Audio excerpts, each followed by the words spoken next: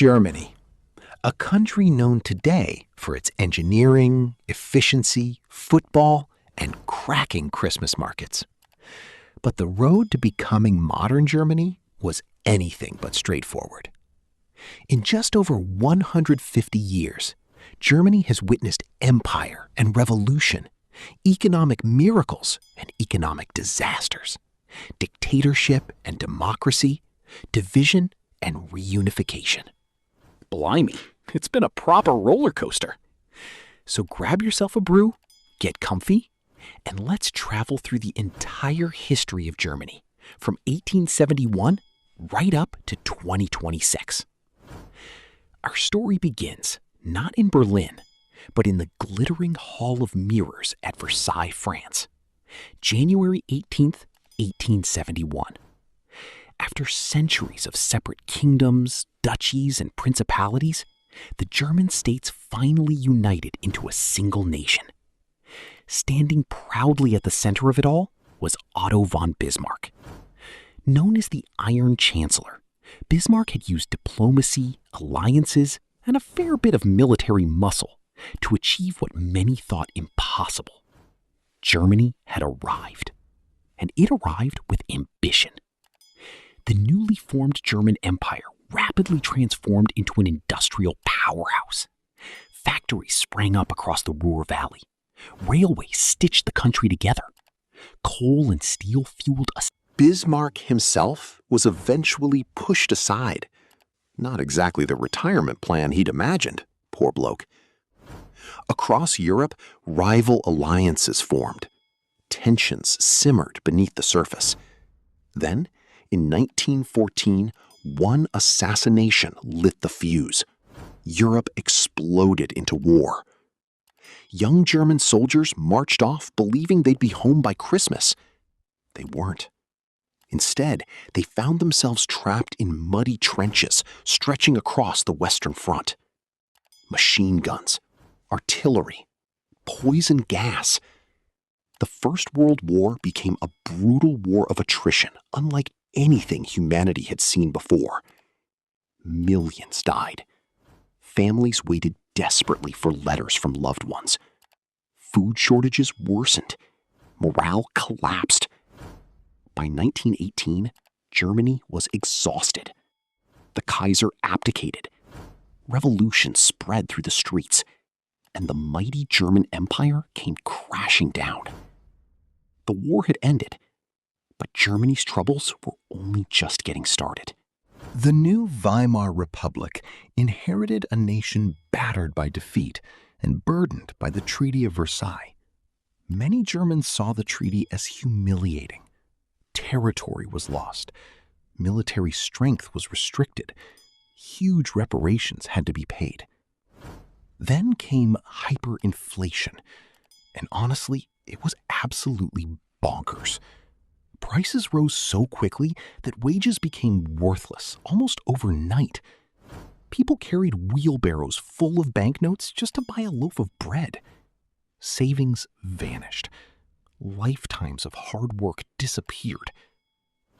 Yet somehow, amid all the chaos, Germany experienced an extraordinary cultural rebirth. Berlin in the 1920s was electric. Artists, musicians, filmmakers, and writers transformed the city into one of Europe's cultural capitals. Jazz clubs buzzed until dawn. Ideas flourished. Innovation thrived. For a brief moment, it seemed Germany might steady itself. Then came the Great Depression. Banks failed, businesses collapsed, and revenge for Germany's humiliation. In 1933, Hitler became chancellor. What followed would become one of history's darkest chapters.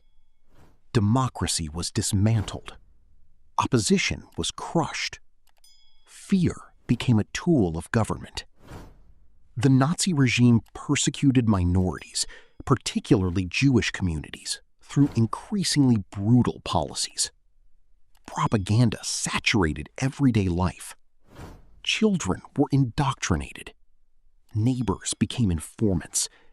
and Germany moved steadily toward another catastrophic war.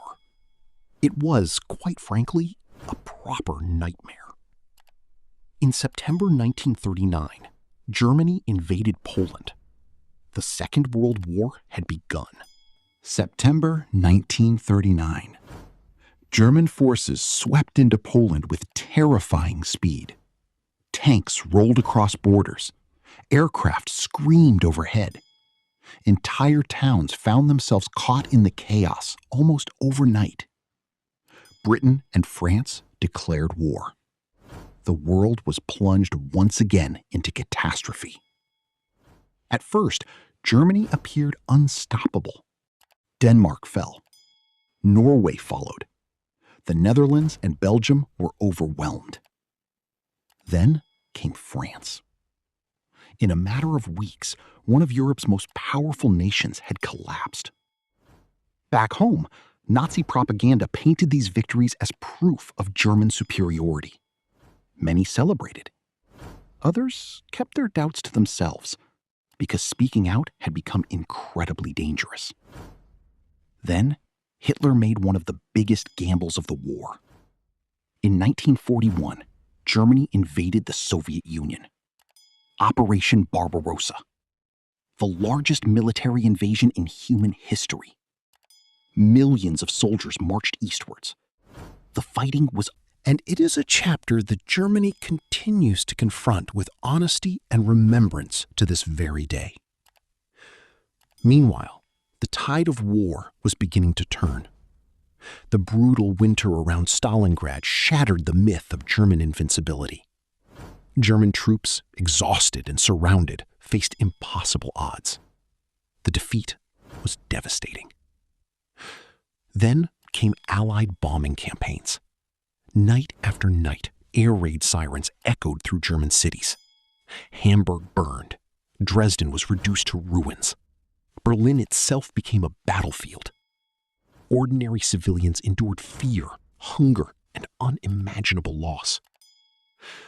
By early 1945, Soviet forces were closing in from the east. Western Allied troops advanced from the west.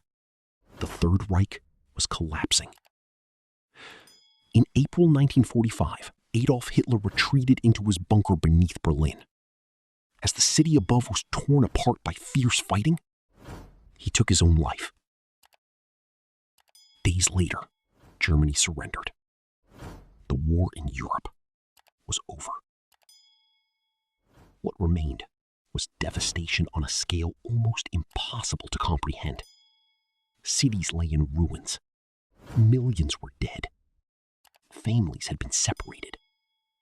Refugees wandered across shattered landscapes, searching for loved ones, and somewhere, anywhere, to call home.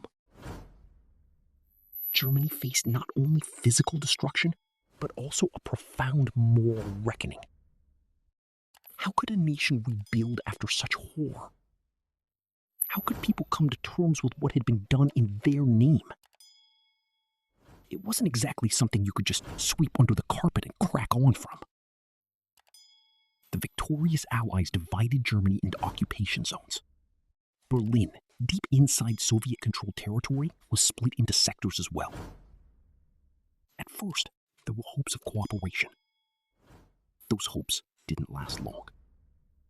As tensions grew between the Soviet Union and the Western powers, Germany found itself on the front line of a brand new conflict: the Cold War.